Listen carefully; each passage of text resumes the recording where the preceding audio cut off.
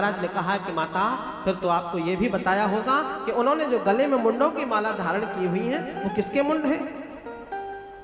माता पार्वती कहती हैं कि ऐसा तो हमने कभी उनसे न तो पूछा और ना ही उन्होंने हमें बताया।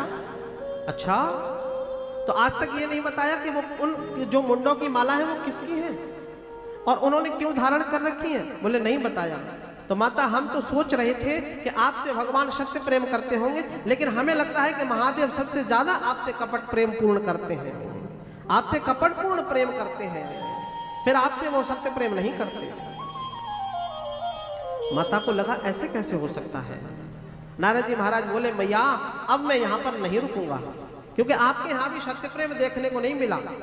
और नारद जी वहां से चल दिए हैं। भगवान भोलेनाथ सामने से चले आ रहे हैं। भगवान भोलेनाथ से नारद जी ने कहा है कि प्रभु आपको माता बुलाती हैं। भगवान महादेव ने भी कहा कि नारद यदि तुम घर पर घूम के आए हो कैलाश पर तो हमें ये जरूर कन्फर्म है कि जरूर माता बुलाती ही होगी। प्रेम से कहिए, एक बार और जोर से बोल दीजिए। भगवान महादेव आए हैं। आकर के देखा है कि माता जो है जहां पर रोज नित्य खड़ी मिलती थी वहां माता नजर नहीं आई। आज जब माता वहां नजर नहीं आई तो भगवान ने चारों तरफ कैलाश में देखा तो भगवान के कैलाश के निवास में एक कोप भवन बना हुआ था। और उस भवन में जाकर, और कोप भवन में जाने का मतलब होता है कि बड़ी बड़ी इच्छाएं पूर्ण करनी है। जो आप सहज में जिन इच्छाओं को पूर्ण नहीं कर रहे हैं वो कोप भवन में जाकर के पूर्ण होती हैं। भगवान राम के वनवास की इच्छा कहाँ पूर्ण हुई? कोप भवन में जाकर के।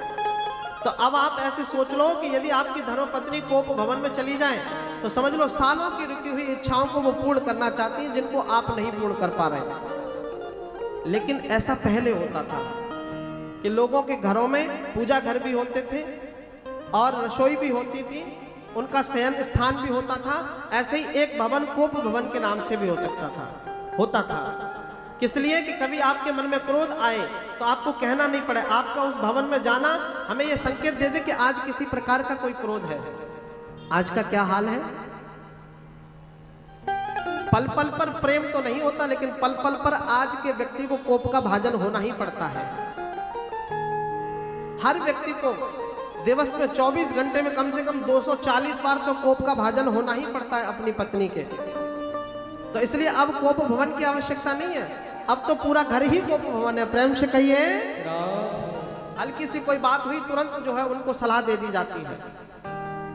और यदि खुद से यदि कोई गिलास भी टूट जाए तो गिलास भी शांति को प्राप्त हो जाता है कि भैया मैं अपने घरवाली से टूटा हूं, अगर ज्यादा शोर मचाया तो मुझे दोबारा से जुड़ना पड़ जाए, इसलिए फिर उसकी कोई आवाज नहीं होती। और यदि पति से गिलास हल्का सा गिर भी जाए, अरे तुमको पकड़ने का भी तरीका नहीं आता है, बच्चे सो रहे हैं आप शोर मचा रहे हो। प्रेम से कहिए। तो महाराज अब कोप भवन की आवश्यकता नहीं है। माता कोप भवन में चली गई। भगवान जाकर के बोले क्या बात है, क्यों इतनी परेशान हो? हम तो सोच रहे थे आप हमें सत्य प्रेम करते हो। नारद जी ने भगवान महादेव बोले अरे हम तो सोच रहे थे हम ही भोले हैं, लेकिन आप तो हमारी धर्मपत्नी सच में भोली भाली हो। आप भी भोली ही हो, जैसे हम भोले हैं वैसे आप भोली हो। ये मुंड किसी और के थोड़े ही है। ये जब जब आप लीला को संवरण करके यहाँ से जाती हो ना तो मैं आपके प्रेम में विह्वल होकर के, व्याकुल होकर के आपके बिना रह नहीं पाता हूँ।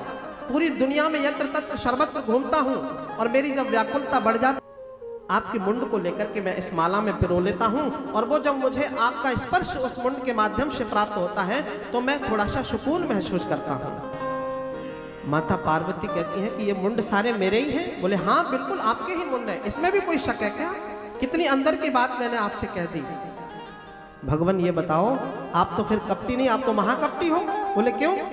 कि आपके गले में इतने मुंड पड़े हैं, इतनी बार मुझे मरना पड़ गया और आपने वो कौन सी अमृति पान कर रखी है, वो कौन सा अमृत पान कर रखा है कि आपको कभी मरना ही नहीं पड़ता।